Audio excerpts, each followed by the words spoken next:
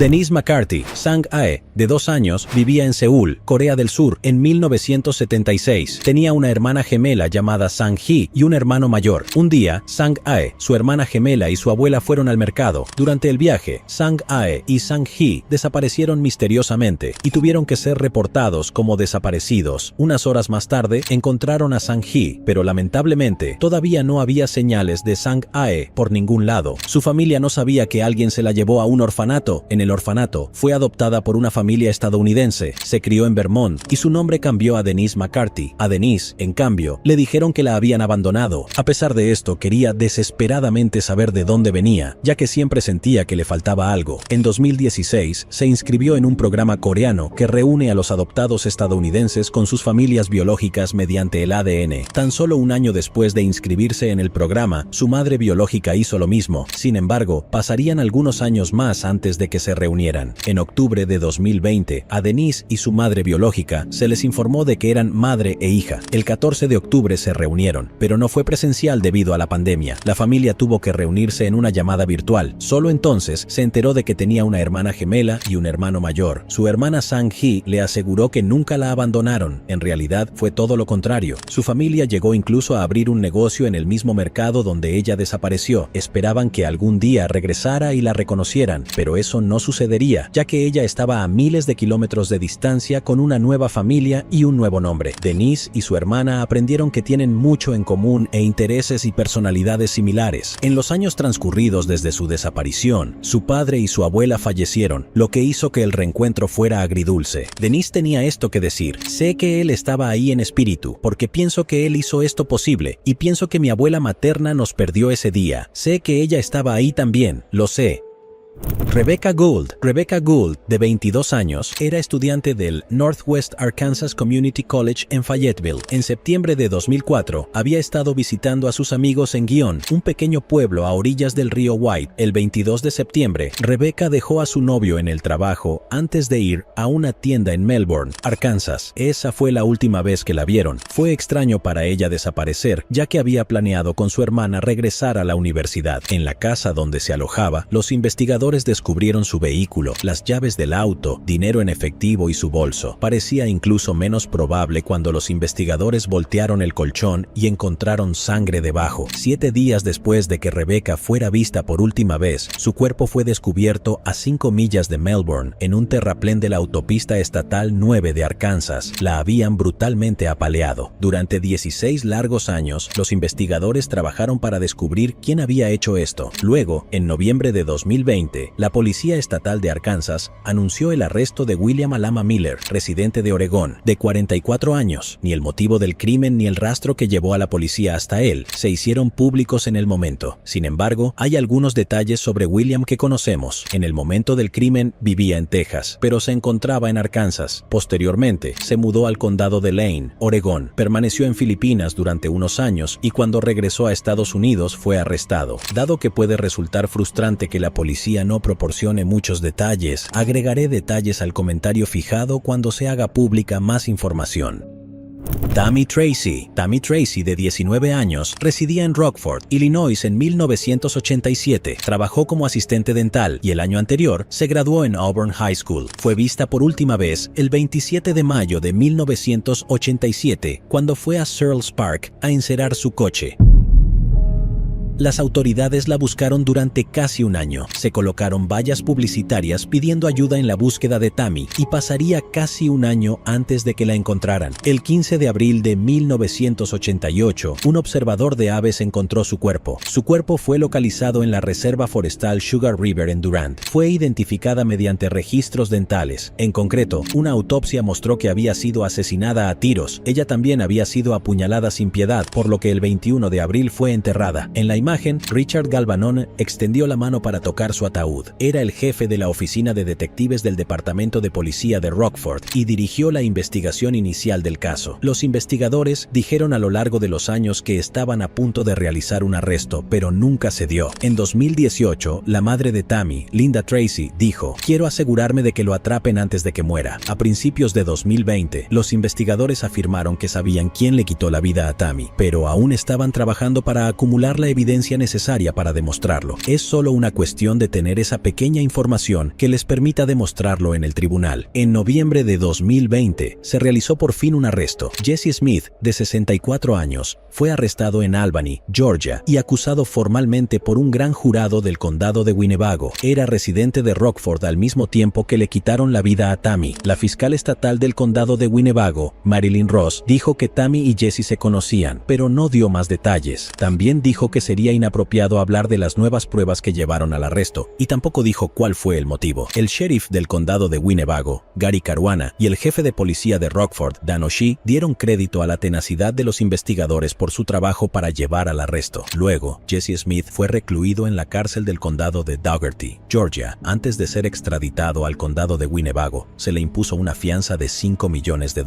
y su abogado, Christopher Durango, dijo que la policía de Rockford se hizo con una carta en una caja de seguridad de una exnovia de Jesse que afirma que él acabó con la vida de Tammy. Dado que la exnovia falleció hace varios años, Christopher dice que cree que la evidencia no es lo suficientemente sólida. La madre de Tammy, Linda, dijo esto en un comunicado después de enterarse del arresto. Nos gustaría agradecer especialmente al Departamento de Policía de Rockford, la oficina del sheriff del condado de Winnebago, la Policía Estatal de Illinois y el grupo de trabajo. Además, quiero dar las gracias a Lamar Advertising y Tricky Enterprise por su asistencia con las vallas publicitarias a lo largo de los años. Nuestro corazón está con ustedes por todas las oraciones, mensajes y llamados. Fueron muy apreciados y desearíamos poder agradecerles a todos y cada uno de ustedes personalmente. Tammy está descansando ahora y les está sonriendo a todos. Por fin estamos en paz.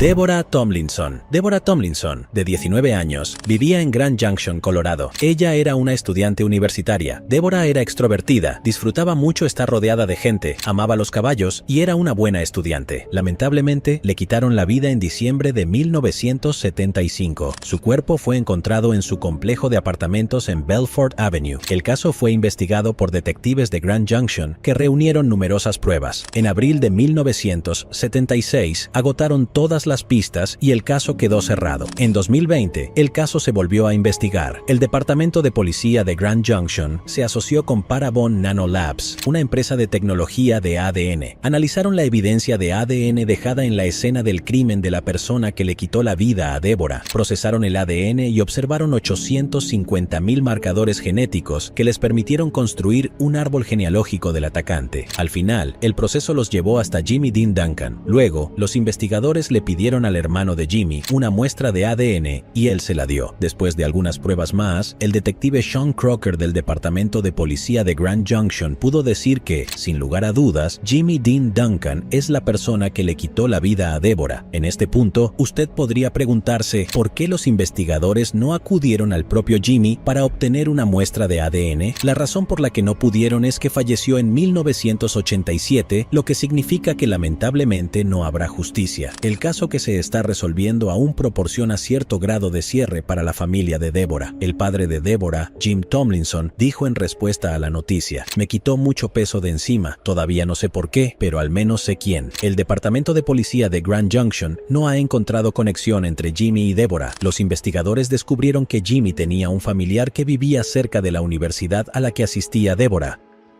Jennifer Watkins. Jennifer Watkins vivía en Colorado Springs. En octubre de 1999, fue contratada como ayuda dietética en un hospital conmemorativo. El 6 de noviembre, Jennifer no recogió a sus hijos de la escuela. Tampoco volvió a casa después de su turno. Esto preocupó a su marido y llamó a la policía. Su mamá también hizo lo mismo cuando no pudo comunicarse con Jennifer. 2 días después, su cuerpo fue descubierto debajo de una escalera en un área del hospital que estaba en construcción. 2 trabajadores la encontraron porque notaron un olor distintivo. Su cuerpo estaba envuelto en plástico y atado con cinta adhesiva. Su autopsia reveló que falleció debido a un traumatismo contundente en la cabeza. Ella también había sido agredida. El ADN del atacante se encontró en la escena del crimen, pero en aquel entonces no se podía hacer mucho con él. El marido de Jennifer, Michael Watkins, fue entrevistado varias veces y cooperó plenamente con cualquier solicitud de los investigadores. Después de una extensa investigación, nunca se identificó a ningún sospechoso y el caso quedó quedó cerrado. Luego, en 2017, los detectives comenzaron a trabajar con Parabon Nanolabs, una empresa de ADN con sede en Virginia. Utilizaron ADN encontrado en la escena del crimen para desarrollar una imagen compuesta del sospechoso. Se creía que tenía unos 25 años en el momento del crimen y tenía ojos azules o verdes. En 2019, se desarrolló un perfil de ADN para la investigación genética en Parabon. Luego, en agosto de 2020, se notificó a los investigadores sobre una posible pista sobre el perfil de ADN desconocido. La persona de interés era Ricky Sever. Tenía 29 años cuando le quitaron la vida a Jennifer. También coincidió bastante bien con el compuesto. Ricky trabajó en el departamento de mantenimiento del Memorial Hospital desde abril de 1998. Fue investigado en la investigación inicial y entrevistado por detectives. Ricky les dijo que estaba trabajando en un turno de noche el día en que Jennifer perdió la vida. Ricky negó haberla visto antes. Los investigadores descubrieron que falleció el 2 de noviembre de 2001 en un accidente automovilístico en la autopista 94, justo al este de Colorado Springs. La Oficina de Investigaciones de Colorado llevó a cabo un análisis del ADN familiar recopilado de los familiares supervivientes de Ricky. Determinaron que más del 99.99% de la población podría quedar excluida. Ricky, sin embargo, no podía quedar excluido. El 1 de octubre de 2020, el caso fue enviado a la Fiscalía para su revisión. En diciembre, los funcionarios determinaron que Ricky era responsable de quitarle la vida a Jennifer. El jefe del Departamento de Policía de Colorado Springs, Vince Niski, dijo en un comunicado: "Después de todos estos años, estamos agradecidos de poder darle a la familia de Jennifer Watkins las respuestas que se merecen".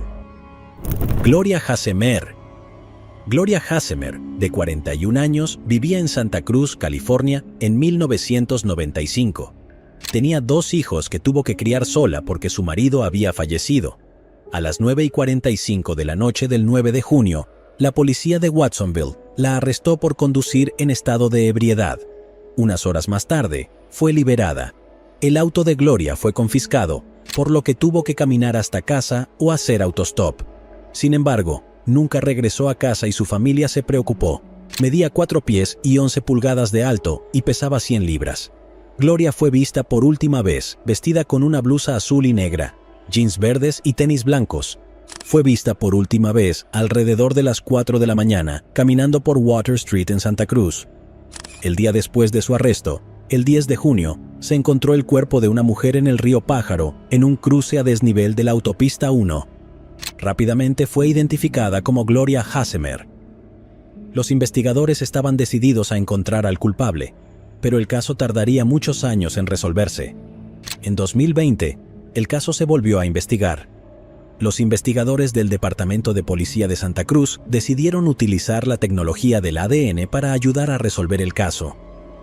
Utilizaron evidencia de ADN que habían recopilado de la escena del crimen que pertenecía al culpable y la ingresaron en bases de datos públicas de ADN. Sorprendentemente, encontraron una coincidencia. John LaRoche, de 62 años. Esta es una fotografía policial suya de 1996. Tiene antecedentes penales bastante extensos. Los investigadores creen que podría haber más víctimas suyas. Fue arrestado en diciembre de 2020 en su casa de Turlock, California. John se encuentra actualmente recluido en una cárcel del condado de Santa Cruz sin derecho a fianza. La familia de Gloria expresó su agradecimiento a los investigadores en un comunicado. Apreciamos enormemente el arduo trabajo, la dedicación y la compasión que han mostrado a nuestra familia a lo largo de los años. Antoinette Briley, un trabajador de gestión de residuos, hizo un descubrimiento espantoso en Stickney, Illinois, en 2003. El trabajador encontró los cuerpos de 2 bebés en el cubo elevador delantero de un camión de basura. Fallecieron por asfixia. Los investigadores pudieron determinar que reemplazaron el contenedor de basura en un callejón en Stickney. Aunque los investigadores lograron avances, no tenían idea de quién era el responsable de dejar a los bebés en un contenedor de basura. El caso pronto quedó frío. Luego, en 2018, a los detectives se les ocurrió la idea de utilizar la tecnología del ADN para intentar localizar a los familiares de los bebés. Las pruebas de ADN los llevaron a Antoinette Briley, una mujer de Michigan de 41 años, que creían que era la madre. En diciembre de 2020, la policía la detuvo durante una parada de tráfico. Fue entonces cuando confesó el crimen. Esto es lo que ella dijo a los investigadores. Ella tenía entonces 24 años. Antoinette estaba sola en la casa de su abuelo cuando dio a luz a los bebés en una bañera. Los bebés lloraban y ella entró en pánico durante varios minutos. Luego decidió meterlos en una bolsa de lona y comenzó a conducir hasta el hospital. En el camino, sin embargo, se detuvo, sacó a los bebés de la bolsa y los colocó en un contenedor de basura. Luego regresó a la casa de su abuelo, se deshizo del petate, miró la televisión y se fue a la cama. Los investigadores notaron que Antoinette tiene una hija y se aseguraron de que esté a salvo. Este pedazo de basura se encuentra actualmente retenido con una fianza de $15,000 y aún no tiene un abogado registrado. Ethan Eslick. Ethan Eslick, de 1 año de edad, vivía en Dundee, Nueva York, en 2002. Vivía con su hermano Jordan, su madre Kelly y su novio. El 29 de agosto, Kelly encontró el cuerpo sin vida de Ethan en su casa. Llamó a los despachadores del 911, pero ya era demasiado tarde. Según la autopsia, Ethan falleció por asfixia. La policía investigó, pero no arrestaron a nadie y el caso quedó congelado. Luego, en 2018, se desarrollaron nuevas pistas y los investigadores del condado reclutaron los recursos de la Policía Estatal de Nueva York y el FBI en Buffalo. Para entonces, la tecnología de la justicia penal se había desarrollado mucho y la oficina del fiscal de distrito del condado de Yates mejoró sus solicitudes legales y de órdenes de registro también en el caso. En marzo de 2019, se abrió una línea telefónica en relación con el caso si alguien tenía información y quería permanecer en el anonimato. El padre de Ethan, James Eslick, hizo un llamado público pidiendo pistas relacionadas con el caso. En junio de 2020, la policía emitió una orden de arresto contra la madre de Ethan, Kelly Anderson, de 42 años. Fue arrestada sin incidentes en Dundee después de su regreso de Florida. Kelly está detenido en la cárcel del condado de Yates con una fianza de $250,000. Dado que el caso aún está en curso, los investigadores aún no quieren decir qué pruebas específicas llevaron al arresto y tampoco dijeron cuál fue el motivo. Si es declarado culpable, Kelly enfrenta desde 25 años hasta cadena perpetua en una prisión estatal. Bebe April. En abril de 1992, se encontró el cuerpo de una bebé en una bolsa de basura en el río Mississippi. La parte del río donde fue encontrada se encuentra en Moline, Illinois. Los investigadores no tenían idea de quiénes eran los padres. Llamaron a su bebé April y la enterraron en el cementerio de Riverside. El caso recibió mucha atención, pero, a pesar de ello, no se podía hacer mucho. El ADN del bebé se salvó porque los investigadores creyeron que podría ser útil en el futuro. En 2014, pudieron crear un perfil de ADN para la madre de la bebé April. La tecnología de ADN aún no estaba disponible para identificar a la mujer. En enero de 2020, la policía de Moline envió el perfil de ADN a Parabon Nanolabs en Virginia. Parabon rastreó a los parientes del linaje de la bebé April desde 1784 y los llevó hasta el día de hoy. Esto proporcionó nuevas pistas en el caso y permitió a los detectives identificar a Angela Sipka, de 47 años, como sospechosa. Angela vive ahora en Ohio, pero vivía en Illinois en 1992 cuando encontraron a la bebé April. Angela fue arrestada en diciembre de 2020. Los investigadores notaron que no se sorprendió. Parecía que sabía que algún día la encontrarían. Actualmente se encuentra detenida en la cárcel del condado de Rock Island con fianzas fijadas en $1 millón. Eunice Harris. En 2010, Eunice Harris, de 24 años, vivía en el sureste de Washington.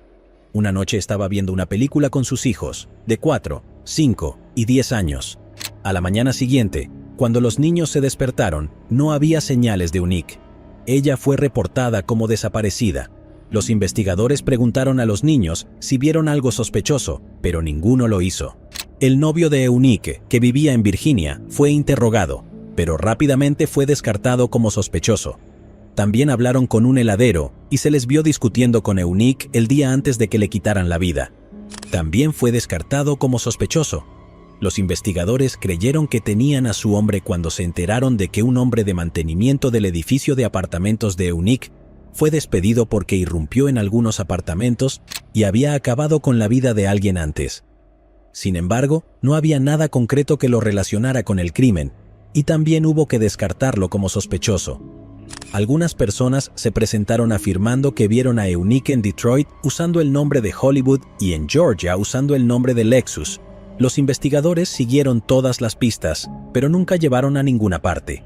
En el sofá de la sala del apartamento de Eunice se encontró ADN de los fluidos corporales de un hombre desconocido. Los investigadores sabían que podría ser útil algún día, por lo que lo guardaron para poder utilizarlo en el futuro. En 2017, uno de los hijos de Eunice le dijo a la policía que recordaba algo que podría resultarle útil. Les dijo que se levantó de la cama en medio de la noche y vio a un hombre en la sala de su casa al que llamó Iceberg.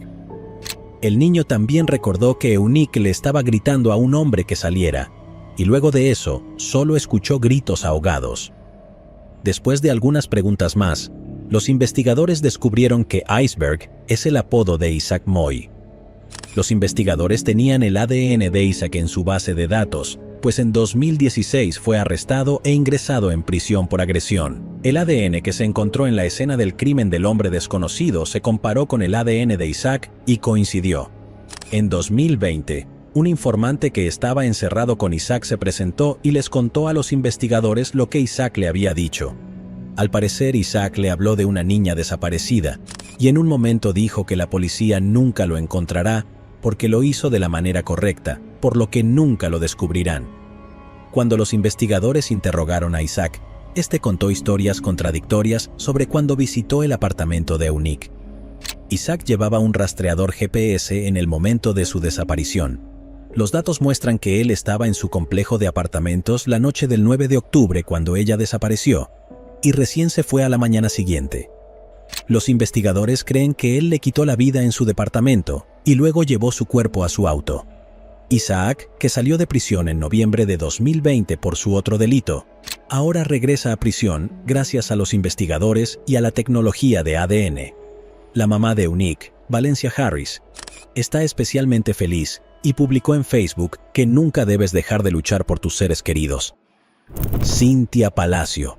En julio de 2003, alrededor de las 7 de la mañana, una madre con su hija pequeña en el coche vio algo a lo lejos que parecía fuera de lo común.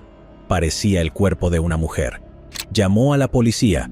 Confirmaron que se trataba del cuerpo de una mujer joven que había sido arrojado en un camino rural no lejos de Slayton, Texas. La mujer fue rápidamente identificada como Cynthia Palacio, de 21 años.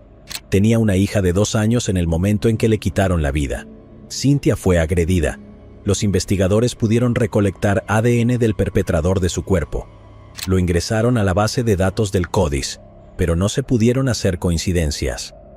La siguiente pista en el caso llegaría apenas un año después, en 2004.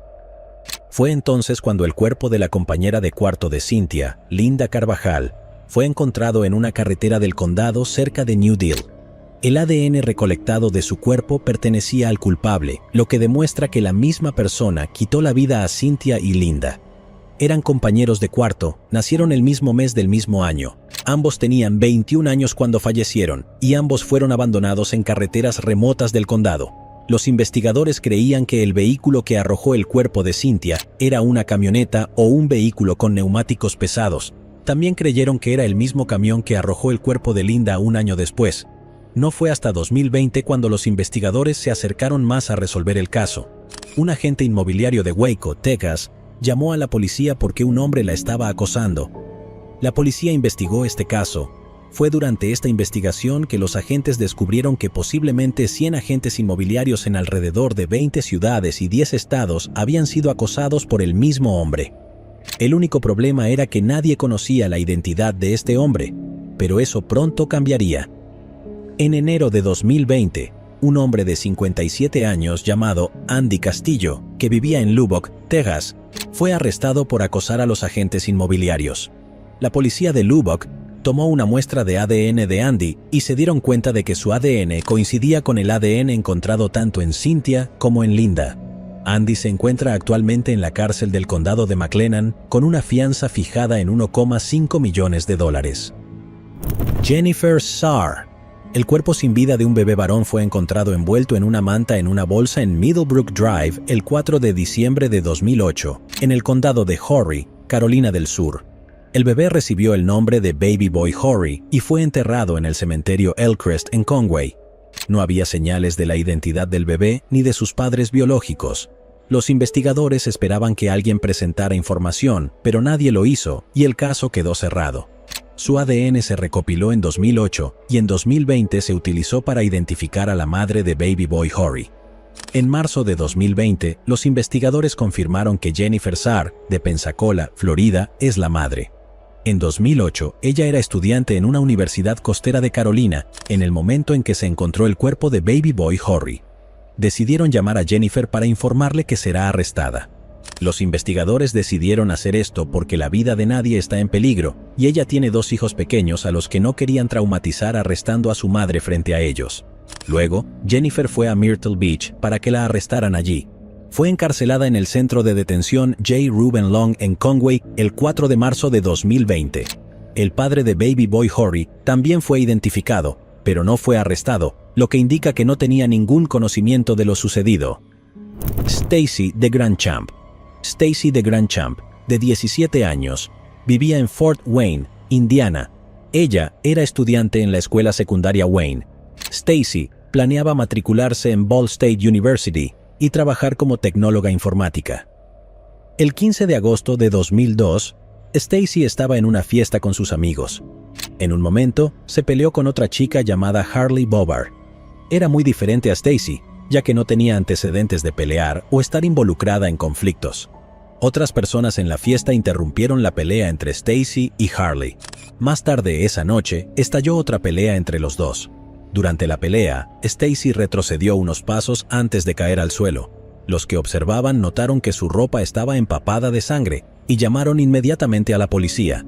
La policía de Fort Wayne llegó al lugar y descubrió que Stacy había sido apuñalada. Lamentablemente, ella fallecería a consecuencia de sus heridas. Parecía un caso bastante abierto y cerrado, pero no había evidencia concreta de que Harley fuera quien le quitó la vida a Stacy. Sin embargo, Harley fue entrevistada. Afirmó que la discusión comenzó porque Stacy fue grosera con uno de los amigos de Harley y luego se salió de control. Ella negó tener o haber usado un cuchillo esa noche. Se citó a Harley diciendo que probablemente aterrizó en algo cuando la arrojaron a una papelera de reciclaje. Después del incidente, Harley se mudó a Wisconsin. Los investigadores siguieron numerosas pistas, pero el caso quedó cerrado. En 2019, la policía de Fort Wayne reabrió el caso. Decidieron entrevistar nuevamente a todos los testigos. Esta vez, obtuvieron mucha más información que les ayudaría a resolver el caso después de tantos años. Tras la nueva información, los investigadores decidieron entrevistar nuevamente a Harley. Hablaron con ella durante más de 2 horas. Los investigadores le contaron las pruebas que tenían en su contra. El día después del crimen, Harley le preguntó al encargado de mantenimiento de su edificio de apartamentos qué tan rápido podría rescindir su contrato de arrendamiento si tuviera que mudarse urgentemente. También preguntó si un cuchillo utilizado en un crimen podría conectarse a la escena únicamente mediante mediciones. Una de las personas en la fiesta afirmó haber visto a Harley colocar un cuchillo junto a uno de los autos afuera. Otro había visto a Harley lavarse las manos después de la pelea. Después de escuchar todo esto, Harley decidió confesar el crimen. De hecho, todavía tenía el cuchillo que usó y se lo dio a los investigadores. Se confirmó que este cuchillo que tenía era el que se usó para apuñalar a Stacy. En marzo de 2020, Harley fue arrestada. La familia de Stacy se alegró de recibir la noticia de que se había realizado un arresto. Kimberly Ratliff. En la mañana del 12 de enero de 1999, se encontró el cuerpo de una mujer, casi decapitada, en un automóvil en Council Bluffs, Iowa. La mujer fue identificada como Kimberly Ratliff, de 22 años. El auto en el que fue encontrada era de ella. Los investigadores determinaron que le quitaron la vida en otro lugar y que la colocaron en su automóvil. Kimberly falleció entre 4 y 6 horas antes de ser encontrada. Los investigadores recogieron prendas de vestir que llevaba al momento del crimen para poder verificar el ADN de la persona que le quitó la vida. En 2014, con los avances en el ADN, los investigadores enviaron todos los elementos que habían recolectado al Laboratorio Estatal de Iowa para su análisis. En 2017, los funcionarios forenses informaron a la policía que habían podido descubrir un perfil de ADN masculino desconocido en uno de los elementos de la escena del crimen. Este artículo era de naturaleza personal para Kimberly, si solo ella y un sospechoso hubieran tenido contacto con él. En agosto de 2020, los investigadores hicieron una lista de 6 hombres que posiblemente podrían haber estado relacionados con Kimberly en las últimas horas de su vida. Luego, el ADN de estos 6 hombres se comparó con el perfil de ADN masculino desconocido en el laboratorio. El ADN encontrado en la escena del crimen coincidía con el ADN de Matt Kennedy, de 52 años. Matt es residente de Fairfield, Montana, pero vivía en Council Bluffs cuando Kimberly perdió la vida. Matt es en realidad el hermanastro de Kimberly y la última persona conocida que la vio. En octubre de 2020, se informó a la policía que se localizó ADN adicional en un elemento que un sospechoso probablemente habría tocado durante el ataque a Kimberly. Nuevamente, el ADN de este artículo coincidía con el ADN de Matt Kennedy. Fue arrestado a mediados de octubre de 2020. Christopher Alvin Daly. Christopher Alvin Daly, de 26 años, vivía en Huntsville, Alabama. Trabajó en el hotel Huntsville Hilton. Fue visto por última vez el 25 de abril de 1995 en una reunión de empleados. Un día después, su familia denunció su desaparición porque nunca llegó a casa. Una hora antes de que se denunciara la desaparición de Christopher, 2 jóvenes de 17 años llamaron a la policía porque descubrieron un cuerpo cerca de un antiguo camino forestal con un solo disparo en la cabeza. Los investigadores del Departamento de Policía de Decatur llegaron al lugar y pudieron determinar que el cuerpo pertenecía a Christopher Daly. El auto de Christopher, junto con su identificación y su billetera, fueron encontrados medio hundidos en el río a casi 4 millas de distancia. A pesar de una intensa investigación, sin sospechosos, testigos, armas recuperadas ni motivos, el caso pronto quedó congelado. El 18 de noviembre de 2020, un hombre llamado Johnny Dwight Whited llamó al Departamento de Policía de Decatur y ayudó a resolver el caso sin resolver. Dijo que quería confesar haber quitado la vida a Christopher Daly. El detective de policía Sean McAdam se mostró inicialmente escéptico, ya que Johnny no podía recordar qué año era. Sean y otros detectives se reunieron con Johnny para recrear la escena. Johnny les mostró exactamente lo que sucedió e incluso pudo mostrar dónde cayó el auto de Christopher al río. Johnny les dijo que quería confesar ahora que tiene una enfermedad terminal. Mostró remordimiento y se disculpó en numerosas ocasiones. Sin embargo, no es una excusa. Aún así le quitó la vida a alguien y debería haberlo denunciado hace tantos años. La familia de Christopher fue informada. Agradecieron la noticia. No creían que alguna vez se solucionaría. Dulcia Mejía. Dulcia Mejía, de 16 años, vivía en el condado de Miami-Dade en 2004. Vivía con su madre, Dulcia Oliva, y su padrastro, Rahul Mada. Dulcia asistió a la escuela secundaria de Miami Beach. Su madre la vio por última vez la noche del 16 de septiembre de 2004. Oliva salió de casa para ir a trabajar poco después de las 5 de la tarde, sin ver cómo estaba su hija. Aproximadamente 4 horas después, Rahul hizo una llamada frenética a un operador del 911 y dijo que cuando llegó a casa encontró el cuerpo sin vida de su hijastra. En su declaración, afirma que salió de la casa poco antes de las 8 de la mañana y cuando regresó, unos 90 minutos después, descubrió su cuerpo. Rahul fue interrogado en ese momento, pero negó cualquier participación en el caso. Era bien sabido que él y Dulcia no se caían bien. Rahul tenía heridas visibles, como rasguños y hematomas. Afirmó que se cayó sobre una cómoda mientras llamaba al 911. A los investigadores también les resultó extraño que no hubieran robado nada y que no hubiera señales de entrada forzada. Después del incidente, Rahul y Oliva rompieron y él se mudó a California. Oliva siempre creyó que Rahul es el responsable de lo que le pasó a Dulcia. A Dulcia le habían cortado el cuello. Debajo de sus uñas, los investigadores encontraron ADN perteneciente a la persona que le quitó la vida. Los investigadores lo ingresaron en la base de datos CODIS, pero no se pudieron encontrar coincidencias. No hubo otras pistas y el caso quedó cerrado. En 2020, la tecnología del ADN era mucho más avanzada, y en 2004, los investigadores decidieron tomar el ADN encontrado en la escena del crimen, compararlo con el ADN de Rahul y obtuvieron coincidencias. Rahul fue arrestado en Watsonville, California, en septiembre de 2020. El 28 de septiembre, mientras esperaba ser extraditado al condado de Miami-Dade, se quitó la vida apuñalándose con un bolígrafo. Rhonda Blaylock. Rhonda Michelle Blaylock, de 14 años, vivía en el condado de Surry, Carolina del Norte. Asistió a la escuela secundaria Atkins. El 26 de agosto de 1980, Rhonda y una amiga se subieron a una camioneta azul mientras caminaban a casa desde la escuela. Su amiga llegó sana y salva a casa, pero ella nunca lo hizo. Los padres de Rhonda llamaron a la policía para denunciar su desaparición.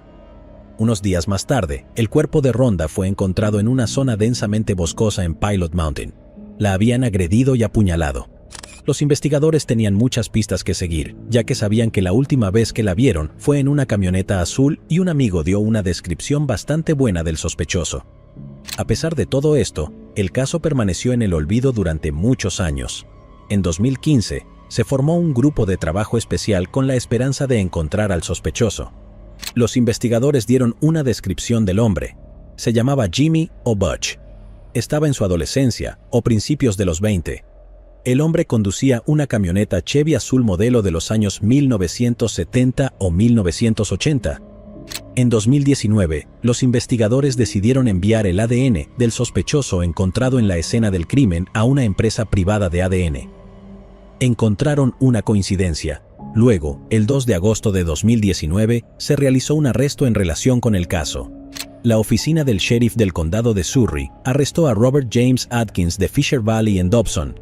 El 15 de diciembre de 2020, Robert, de 64 años, se declaró culpable y fue sentenciado a 21 años por sus crímenes. Lamentablemente, los padres de Rhonda no sobrevivieron para haber resuelto el caso. Gary Herbst. En diciembre de 2017, se encontró un fragmento de un cráneo humano en el camino de entrada de la casa de una persona en el condado de Barron, Wisconsin. El residente que vivía allí dijo que su perro desenterró el fragmento y se lo llevó a casa. Posteriormente se encontraron más huesos humanos en una zona boscosa cercana a la casa.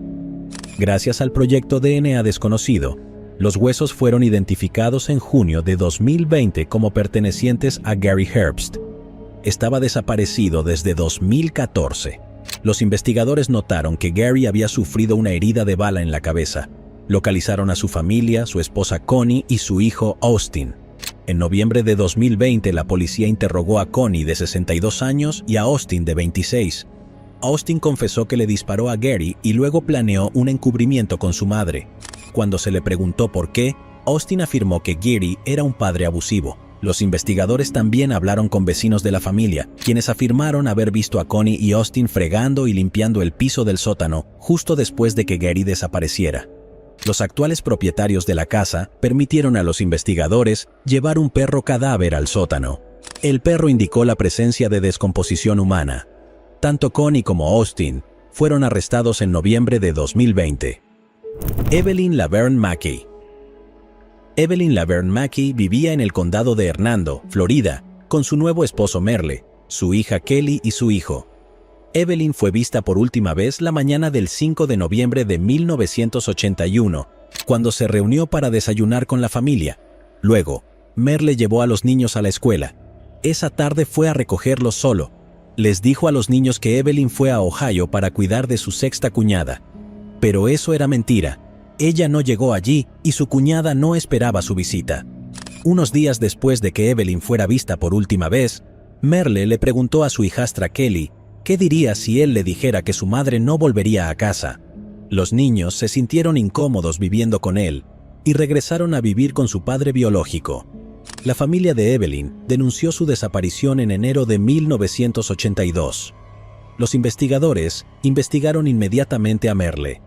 Les contó muchas historias, diciendo que ella había ido a Tampa, Florida, que había regresado a casa y se había ido con su novio, y que se había ido para ser misionera. A los investigadores también les resultó extraño que desde el día en que Evelyn desapareció, Merle hubiera comenzado a vaciar su cuenta bancaria. Merle también tenía antecedentes penales y los investigadores estaban seguros de que tenía algo que ver con la desaparición de Evelyn, pero no pudieron probarlo, por lo que el caso quedó congelado. En 2015 se reabrió el caso y los investigadores idearon un plan. Le dijeron a Merle que un avión se estrelló en Sudamérica y que podrían haber encontrado los restos de Evelyn. Esto le daría derecho a recibir dinero de la aerolínea. Para poder cobrar el pago, necesitaba repasar su declaración sobre su desaparición. Merle se enamoró del plan de los investigadores y fue a hablar con ellos a una comisaría. Los investigadores afirmaron entonces tener pruebas concretas contra él, pero en realidad no las tenían. Fue entonces cuando Merle decidió contarles lo sucedido. Según él y Evelyn fueron a pescar a Inglis, Florida, y ella se cayó en un muelle y se golpeó la cabeza. Afirmó que ella no respiraba, le ató un ancla al cuerpo y lavó el lavabo. Merle les dijo que les explicaría dónde estaba su cuerpo, pero que no saldría con ellos. Los detectives registraron la zona, pero no encontraron nada. Como fue hace muchos años, es poco probable que la encuentren algún día. Merle se declaró culpable y fue sentenciado a 10 años de prisión. Se cree que la historia de Merle es falsa y que había planeado de antemano quitarle la vida a Evelyn para poder tener acceso a su dinero. Rebecca Peña. El 16 de abril de 2001, unos navegantes encontraron una maleta en el canal del río Biscayne, en Miami, Florida. En el interior se encontraba el cuerpo sin vida de una mujer. Fue identificada como Rebecca Peña, de 26 años. Rebecca estaba trabajando como extra de película durante el rodaje de Ali y fue vista por última vez saliendo del set en su Honda Civic alrededor de las 2:15 de la mañana. El vehículo fue encontrado más tarde estacionado en su apartamento en Miramar, Florida. Unos días después, su cuerpo sería encontrado en la maleta sin explicación alguna de lo sucedido. Los detectives investigaron al exnovio de Rebecca, Berkeley Calvin Curtis Jr. Rebecca había sido acosada por Berkeley y tenía una orden de restricción activa en su contra. Berkeley había abusado físicamente de ella en el pasado. En noviembre de 1998, 3 años antes de que se encontrara su cuerpo, Curtis se volvió violento y la estranguló. La policía tuvo que intervenir. Los detectives creían que Berkeley era responsable de lo que le sucedió a Rebecca, pero no había pruebas suficientes para acusar a Berkeley de nada y el caso quedó congelado. Todo eso cambió en diciembre de 2020. Los investigadores anunciaron que arrestaron a Berkeley en relación con el caso. No dijeron con precisión qué llevó al arresto. Sin embargo, la fiscal estatal Catherine Fernández Rundle les dio crédito a New Forensics y Modern Day Technology por la información que necesitaban para hacer avanzar el caso. También regresaron y observaron los registros de GPS para rastrear el paradero de Berkeley. Otras pistas sobre la maleta también ayudaron, pero no quiso entrar en más detalles. El padre de Rebecca, Rafael Peña, dijo esto. Sus palabras han sido traducidas del español al inglés. Con esta noticia de la detención de esta persona, el dolor será menor porque se ha hecho justicia, dijo. Pero el vacío sigue ahí y no se va. Cada día que no la vemos aquí, lloramos un poco, continúa, pero estamos satisfechos con la vida que le dimos. Yo les digo a todos, disfruten la vida con sus hijos, perdónenlos, porque no saben lo que puede pasar algún día. Amber Woods. Amber Woods, de 16 años, vivía en el condado de Hardy, Florida. Se quedó con su tío y su tía, quienes la criaron. Amber asistió a la escuela secundaria Hardy Senior. Fue vista por última vez el 11 de febrero de 2006 por su tía en su casa. 7 horas después, su cuerpo fue encontrado en el condado de Manatee, Florida, a lo largo de State Road 62. La autopsia reveló que falleció debido a una herida de bala en la espalda. No había señales de que la hubieran sacado a la fuerza de su casa, y los investigadores no estaban seguros de por qué se fue. Uno de los sospechosos era el novio de Amber, Ralph Williams. Los investigadores descubrieron que en general se creía que Amber estaba embarazada del hijo de Ralph. Descubrieron un mensaje de texto que mostraba a Ralph preocupado por un rumor de embarazo desde que era menor de edad. Los investigadores tenían varias pistas, pero no pudieron presentar un caso sólido contra Ralph, y el caso quedó congelado. En abril de 2019, la oficina del sheriff del condado de Hardy decidió reexaminar el caso. Decidieron utilizar tecnología que antes no estaba disponible. Los investigadores utilizaron un software de seguimiento de teléfonos móviles para determinar dónde estaba Ralph en el momento del crimen. Los investigadores descubrieron que un teléfono celular utilizado por Ralph estaba cerca de donde se encontró el cuerpo de Amber. Se decidió que los investigadores entrevistarían a Ralph y sus 2 hermanos, Jermaine Brown y Tyjuan Williams. Jermaine Brown confesó que llevaron a Amber a State Road 62. Agregó que Tyjuan fue quien le disparó, y él y Ralph arrastraron su cuerpo a un área de hierba alta. Ralph y Taijuan ya estaban en prisión por cargos no relacionados. El sheriff Rick Wells dijo: «Son dos individuos de corazón frío, es todo lo que puedes decir. Esta joven mujer tenía toda una vida entera por delante y fue tratada como si no fuera nada». Siobhan McGinnis. Siobhan McGinnis, de 5 años, vivía en Missoula, Montana, en 1974. El 5 de febrero, Siobhan caminaba a casa desde la casa de su amiga, que vivía a pocas cuadras de distancia. Ella nunca llegó a casa. Sus padres llamaron a la oficina del sheriff del condado de Missoula para denunciar la desaparición de Siobhan.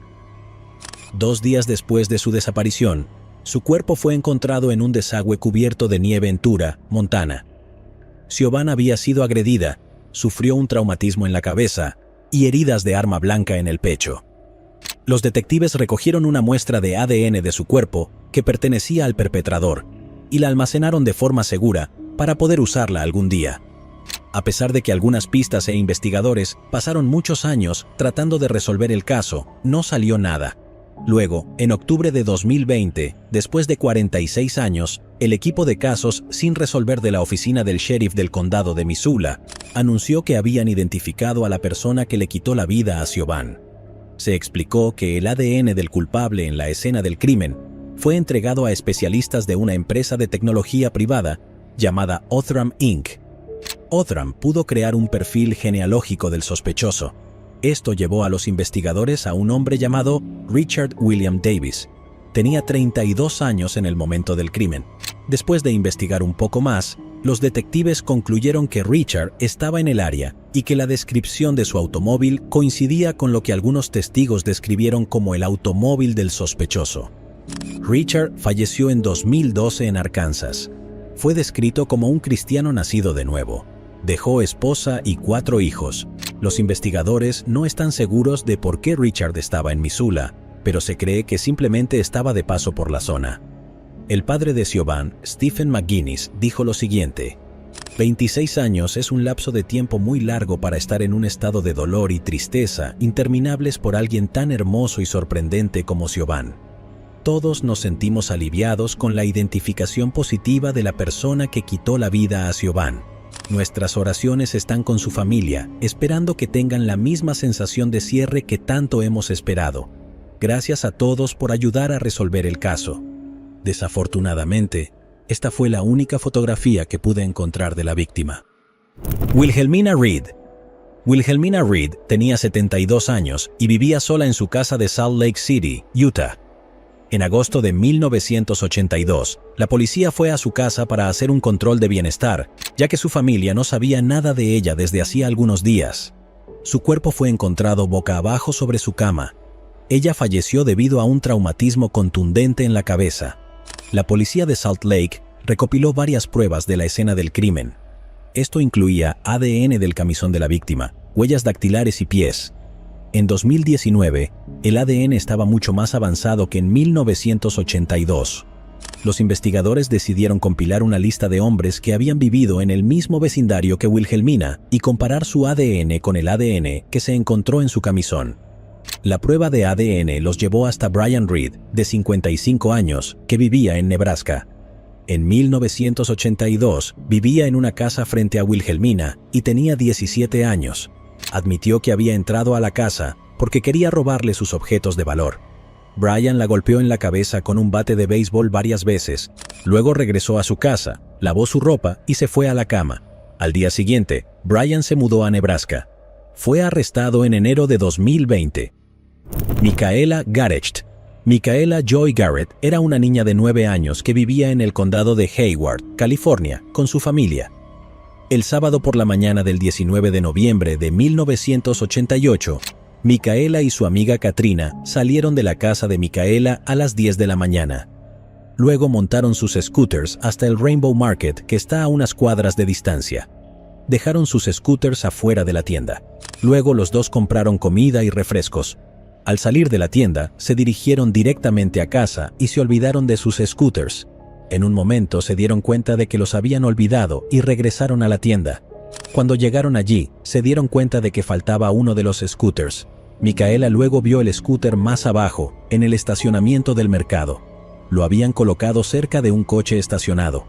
Cuando Micaela se agachó para recoger el scooter, un hombre blanco no identificado salió del auto estacionado. Levantó a Micaela y la metió en su auto mientras ella gritaba pidiendo ayuda. Katrina, que fue la única testigo, volvió corriendo a la tienda para buscar ayuda después de ver el coche alejarse a toda velocidad. Notificó a una empleada que llamó a la policía. El empleado describió al secuestrador como un hippie. Sin embargo, esto fue un error, ya que ella lo había confundido con otra persona que había visto conduciendo en el estacionamiento. También dio una descripción incorrecta del auto. Este error solo se dio cuenta casi 2 días después de la desaparición de Micaela. Katrina dio una descripción diferente. Ella dijo que era un hombre blanco de unos 20 años, tenía cabello rubio, medía alrededor de 6 pies de altura y conducía un sedán de fabricación estadounidense. El secuestro de Micaela dio lugar a una de las investigaciones policiales más extensas por parte del Departamento de Policía de Hayward. Recibieron más de 5,000 propinas solo en el primer año. Los investigadores registraron laderas, parques y zonas despobladas en helicóptero y avión. La primera pista llegó cuando se realizó una inspección forense en el scooter de Micaela. Había huellas dactilares de fuente desconocida. Las autoridades creían que las huellas dactilares podrían pertenecer al secuestrador de Micaela. En diciembre de 1992, un preso de Indiana llamado Roger Haggard afirmó haber enterrado el cuerpo de Micaela en el área de Hunters Point en San Francisco. Lo trasladaron en avión a San Francisco para ayudar a los investigadores a recuperar su cuerpo. Después de 8 horas de inspección, el presunto Roger admitió que había inventado la historia. Esto dio lugar a que se añadieran 6 años y medio a su pena de prisión. Recientemente, el Departamento de Policía del Condado de Alameda abrió nuevamente el caso de Micaela. Utilizaron un examinador de huellas dactilares para observar las huellas dactilares encontradas en el scooter. Después de algunas pruebas, las huellas dactilares se relacionaron con un hombre llamado David Misch. El hombre de 59 años estaba en prisión desde 1989. Los testigos pudieron localizar a David en la zona en el momento del secuestro. El jefe de policía de Hayward, Tony Chaplin, dijo: "Este fue un momento agridulce para la familia de Micaela, que todavía tenía esperanzas de que ella estuviera viva antes de recibir la noticia". La madre de Micaela, Sharon Morch, dijo esto: "Me alegro de que se haya identificado el secuestro. Me alegro que haya respuestas. Me alegro de que este hombre nunca pueda lastimar a nadie más". Aimee C. El 17 de febrero de 1984, una persona anónima llamó a la policía en Phoenix, Arizona, diciendo que había visto humo saliendo de un edificio. Sin embargo, cuando los agentes de policía entraron al edificio, no había humo. Encontraron un rastro de sangre que iba desde el frente hasta la parte trasera del edificio. Allí encontraron el cuerpo de Amy C., de 22 años. La encontraron tendida boca arriba y desnuda encima de un saco de dormir. Le golpearon la cabeza y le rodearon el cuello con un cable telefónico. Amy había sido agredida y llevaba unos días fallecida antes de ser encontrada. Los investigadores recolectaron evidencia de ADN, pero no coincidía con nadie en el archivo. No hubo otras pistas y el caso quedó cerrado. En noviembre de 2020, David Casar, de 67 años, fue arrestado en relación con el caso. Los investigadores no quisieron decir cómo identificaron exactamente a David como sospechoso. Sí sabemos que en octubre de 2020 lo interrogaron.